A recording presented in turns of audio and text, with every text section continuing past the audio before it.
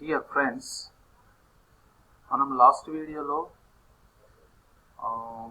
Mathematics సంబంధించినటువంటి 10th class English medium యొక్క syllabus గురించి తెలుసుకున్నాము. ఇప్పుడు science and symbols of school mathematics ఇవి కనుక మీకు దగ్గర ఉంటే మ్యాథ్స్ మీరు ఎంత మంచిగా చేయడానికి వీలుంటుంది. ఎందుకంటే ఈ సింబల్స్ మీరు కనుక గుర్తుపెట్టుకుంటే మ్యాథ్స్ చేయడం చాలా సులభతరం అవుతుంది. Very easy to do maths in good way.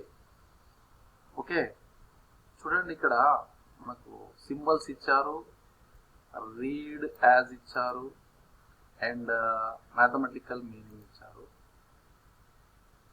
ఈ సైన్ ఆబ్లిక్ సింబల్ ఏదైనా కావచ్చు. ఇదేంటంటే ఎలా చదవాలి మనం, how to read it and mathematical reading ఎలా చదవాలి, దాంట్లో మీనింగ్ ఏంటి. చూడండి, ఇక్కడ ప్లస్ ఆర్ మైనస్ సింబల్ ఏంటి, ప్లస్ ఆర్ మైనస్ చదవడం. మ్యాథమెటికల్ మీనింగ్ లో add or subtract, plus or minus ఉన్న దగ్గర యాడ్ ఆర్ సబ్ట్రాక్ట్ వస్తుంది అన్నమాట, సబ్ట్రాక్ట్ వస్తుంది. నాట్ ఈక్వల్, సెకండ్ వన్ వచ్చేసి నాట్ ఈక్వల్ టు అంటారు. దాన్ని మ్యాథమెటికల్ మీనింగ్ లో అన్ఈక్వల్ అంటే ఈక్వల్ గా లేనటువంటి వాటిని నాట్ ఈక్వల్ టు. సపోజ్ 3, 5 ఉందనుకుందాం, 3 నాట్ ఈక్వల్ టు 5 అని అంటాం. Next therefore, logical flow of A statement.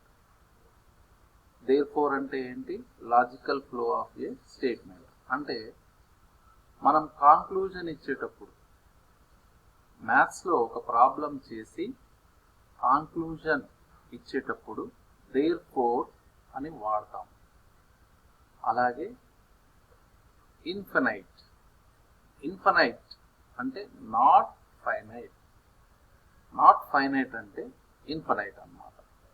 Finite అంటే దానికి ఒక ఎండ్ ఉంటుంది, ఇన్ఫినైట్ అంటే ఎండ్ ఉండదు. అంటే సపోజ్ మనం నెంబర్స్ తీసుకుంటే వాటిని చూడండి, ఇప్పుడు 0 నుంచి రైట్ సైడ్ చూస్తే 1 2 3 4 5 6 ఎట్లా లాంగ్ లో ఇన్ఫినైట్ వస్తుంది. అలాగే లెఫ్ట్ సైడ్ తీసుకుంటే -1 -2 -3 ఆ విధంగా మైనస్ ఇన్ఫినైట్ వస్తుంది. సో అక్కడ ఎండ్ అనేది లేదనమాట, ఎండ్ లేదు కాబట్టి దాన్ని ఏమంటాం, ఇన్ఫినైట్ అంటే. ఈ similar to, same in geometrical shape. ఈ సిమిలర్ టు అంటే same in geometrical shape. Next వచ్చేసి ఈజ్ కాంగ్రుయెంట్ టు. ఎలా చదవాలి, ఈజ్ కాంగ్రుయెంట్ టు అనాలి. చూడండి, ఇక్కడ ఈజ్ ఈక్వల్ టు పైన మనము ఈ సిమిలర్ టుని ఉంచితే అదేమవుతుంది, ఈజ్ కాంగ్రుయెంట్ టు అవుతుంది. Same shape and same size.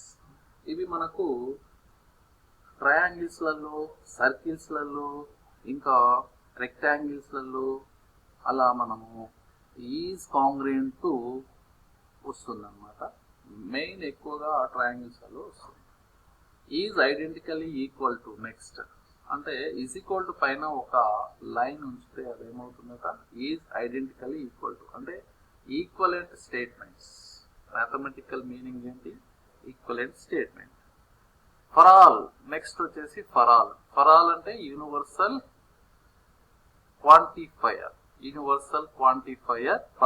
For all అనేది ఎక్కడ వాడతామంటే సెట్స్లలో వాడతాం ఎక్కువగా ఫర్ ఆల్. తర్వాత నెక్స్ట్ స్క్వేర్ రూట్ ఆఫ్ అంటే suppose square root of a number అంటే square root of 4, square root of 9, square root of 16 అలా. స్క్వేర్ రూట్ ఆఫ్ 4 అంటే ఎంత, 2 వస్తుంది అన్నమాట.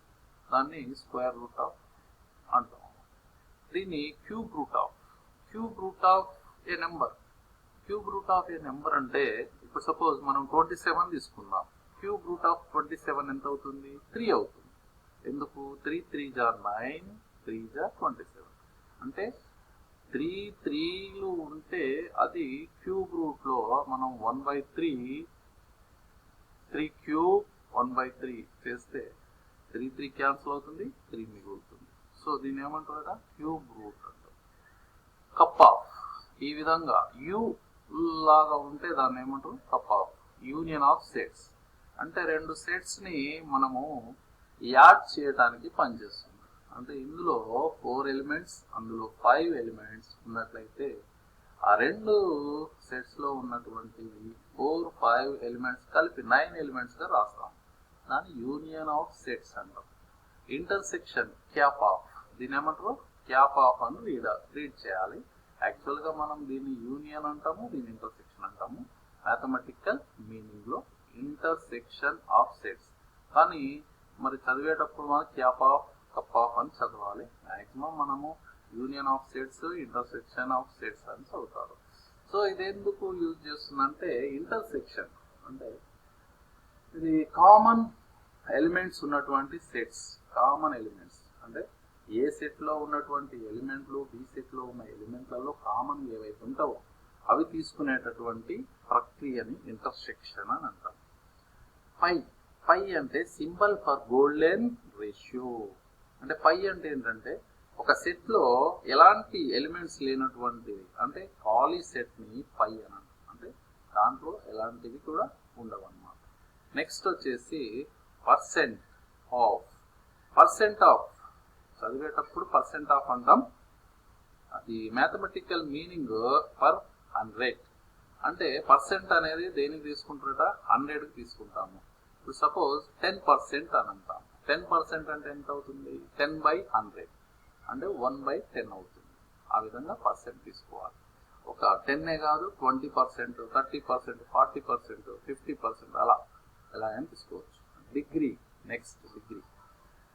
దీని ఏమంటారు? యాంగిల్ మెజర్ అంటే యాంగిల్స్ మెజర్ చేయడానికి. అంటే ట్రయాంగిల్స్లలో మనం యాంగిల్స్ మెజర్ చేస్తాం కదా. 45 degrees, 60 degrees, 90 degrees, 180 degrees ఆ విధంగా మెజర్ చేయడానికి యూజ్ అవుతుంది. Delta triangle. దీని ఏమంటారు? డెల్టా అంటారు triangle. Symmetric difference in sets, symbol of triangle. So triangle symbol కి యూజ్ చేస్తారు. తర్వాత belongs to, an element belong to a particular set. అంటే ఏ అనే ఎలిమెంట్ ని మనము ఒక సెట్ కి బిలాంగ్ అని చూపించడం కోసము ఏ బిలాంగ్స్ టు క్యాపిటల్ ఏ ఆ విధంగా చెప్తాం. తర్వాత ఈక్వలెంట్ టు 1-to-1 కరస్పాండెన్స్. అంటే ఇది ఈక్వలెంట్ అంటే అటు అప్లై అవుతుంది, ఇటు అప్లై అవుతుంది. ఆల్ఫా బీటా గామా ఏమని చదువుతాం? Alpha beta gamma Greek letters to represents zeros of polynomial. ఈ ఆల్ఫా బీటా గామా అని మనము మ్యాథమెటిక్స్ సింప్లిఫికేషన్లలో యూజ్ చేస్తుంటాము. తర్వాత మ్యూ. నెక్స్ట్ వచ్చేసి యూనివర్సల్ సెట్ సింబల్ మ్యూ. అంటే ఒక సెట్ ని తీసుకున్నట్లయితే యూనివర్సల్ గా దాన్ని తీసుకుంటే దాన్ని ఏమంటామట? యూనివర్సల్ సెట్ సింబల్ అంటాం. తర్వాత పై అంటే 22/7. దీని యొక్క వాల్యూ ఎంత? 22/7. Circumference of a circle diameter. దాన్ని ఏమంటారు? డయామీటర్ అని కూడా అంటారు అన్నమాట. Sigma sum of scores. సిగ్మాని దేంట్లో యూజ్ చేస్తామట? సమ్ ఆఫ్ స్కోర్స్ కి యూజ్ చేస్తాము. అంటే సపోజ్ ఒక క్రికెట్ లో కొంతమంది ప్లేయర్స్, ఒక 5 ప్లేయర్స్ ఉన్నారనుకోండి. వాళ్ళు చేసిన స్కోర్ ఏదైతే యావరేజ్ స్కోర్ ఎంత అన్నప్పుడు ఈ విధంగా సిగ్మాని యూజ్ చేస్తారు టోటల్ చేయడానికి. Sine theta, cos theta, tan theta అని చదువుతాము. ట్రిగనోమెట్రిక్ రేషియోస్ ని. సైన్ థీటా చూడండి, sine theta, cos theta, tan theta. తర్వాత ఎక్స్ బార్. నెక్స్ట్ ఏం చదువుతాము? ఎక్స్ పైన ఒక లైన్ ఉంటాయి, ఎక్స్ బార్ అని చదువుతాము, అర్థమెటిక్ మీన్. తర్వాత next log x to the base a. దీని ఏమని చదవాలి? Log x to the base a అని చదువుతాము. ఇది లాగార్థమిక్ ఫంక్షన్లలో వస్తుంది. A comma b. దీని ఏమని చదువుతాం? పాయింట్ అని చదువుతాం. పాయింట్ ఏ బి అని చదువుతాము. ఆర్డర్ పెయిడ్ మ్యాథమెటికల్ మీనింగ్ లో ఆర్డర్డ్ పెయిర్ అంటాము ఏబి. ఇది మోడ్ ఎక్స్. ఎక్స్ 2 లైన్స్ ఉన్నట్లయితే దాని mode X. Absolute value of A real number. ఒక రియల్ నెంబర్ కి అబ్సల్యూట్ వాల్యూ అంటే పాజిటివ్ వాల్యూ రావడానికి దాని మోడ్ ని యూజ్ చేస్తారు. పిఎక్స్ అంటే పి ఆఫ్ ఎక్స్ అని అంటాము. ఏ polynomial function in X. PE అంటే పి ఆఫ్ ఈ అంటాము. ఇది ప్రాబబిలిటీ ఆఫ్ అన్ ఈవెంట్. దీని ఏమని చదువుతాము? ప్రాబబిలిటీ ఆఫ్ ఈవెంట్ అని మ్యాథమెటిక్స్ మీనింగ్ లో చదువుతాం. సిన్స్ అంటే reasoning at a stage. Suppose మనము ఒకటి డైరెక్ట్ గా రాసినప్పుడు, మ్యాథ్స్ లో డైరెక్ట్ గా రాసినప్పుడు అది ఎందుకు వచ్చింది అని చెప్పడానికి బ్రాకెట్ లో మనం సిన్స్ అని పెట్టి దాన్ని రాస్తాం అన్నమాట. తర్వాత దీన్ని రూపీ అని చదువుతాము. Rupee symbol of Indian rupee. ఇది parallel. Is parallel to. Reading లో ఏం చేయాలి? ఈజ్ ప్యారలల్ టు అని చదువుతాము. Parallel lines. 2 లైన్స్ ఉన్నట్టయితే అవి సేమ్ ఉంటే దాన్ని ఏమంటారు? ప్యారలల్ లైన్స్ అంటారు. Is perpendicular to. పర్పెండిక్యులర్ అంటే చూసారా ఇక్కడ ఈ హారిజంటల్ లైను, వర్టికల్ లైను, ఈ రెండింటికి మధ్యలో ఉన్నటువంటి యాంగిల్ ఎంత ఉండాలి? 90 degrees ఉండాలన్నమాట. దాన్ని ఏమంటారు? పర్పెండిక్యులర్ టు అంటాము. Making 90 degrees with a line. తర్వాత ఫ్లవర్ బ్రాకెట్. దీన్ని ఏమంటారు? మీసాల బ్రాకెట్ కూడా అంటారు. దీన్నే ఫ్లవర్ బ్రాకెట్ అని అంటారు. Flower bracket use to set notation. Mathematical meaning లో యూజ్ టు సెట్ నొటేషన్. ఇది పీక్యూ పైన ఇట్లా అర్ధచంద్రాకారంలో ఉంటే ఒకటి ఆర్క్ అంటారు. ఏమంటారట దాన్ని? ఆర్క్ అంటారు. PQ arc. Arc of a circle. సర్కిళ్లలో యూజ్ చేస్తారు. ఫుల్ సర్కిల్ కాకుండా, హాఫ్ సర్కిల్ కాకుండా ఒక చిన్న స్మాల్ దాంట్లో పార్ట్ ని కూడా మనం క్యాల్కులేషన్ చేయడానికి ఈ ఆర్క్ ని వాడతారు అన్నమాట. ఏ స్క్వేర్. ఏ స్క్వేర్ ఇది a square. Square of a number. ఇక్కడ ఏ ప్లేస్ లో 1 ఉంచవచ్చు, 2 ఉంచవచ్చు, 3 ఉంచవచ్చు, 4 ఉంచవచ్చు. దాని స్క్వేర్ ఇక్కడ వస్తుంది అనమాట. అదేవిధంగా యాంగిల్ అంటారు దీన్ని. Angle symbol of angle. Angle ని ఈ విధంగా సింబల్ చూపిస్తారు. థీటా. దీన్ని ఏమంటారు? థీటా అంటారు. 0 పెట్టి మధ్యలో ఒక లైన్ లాగా పెట్టేస్తే థీటా అంటారు. Measurement of an angle. So friends, ఇవి మ్యాథమెటిక్స్ లో ఉన్నటువంటి సైన్స్ అండ్ సింబల్స్.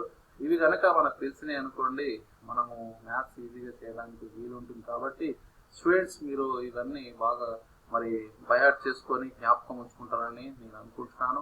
ఎందుకంటే ఇవి ఫర్దర్ గా వచ్చేటటువంటి మీకు సిలబస్ లో ఫస్ట్ రియల్ నెంబర్స్ ని స్టార్ట్ చేయబోతున్నాను. కాబట్టి ఇవి మీరు లైక్ చేస్తూ షేర్ చేసినట్లయితే నేను అనేకమైనటువంటి వీడియోలు చేసి మీ ముందు ఉంచబోతాను. కాబట్టి నాకు కూడా హెల్ప్ఫుల్ గా ఉంటుంది. కాబట్టి లైక్ చేయండి, షేర్ చేయండి. ఇంకా వీడియోలు చేయడానికి మీరు నాకు సహకరించగలరని కోరుచున్నాను. Thank you. Bye bye.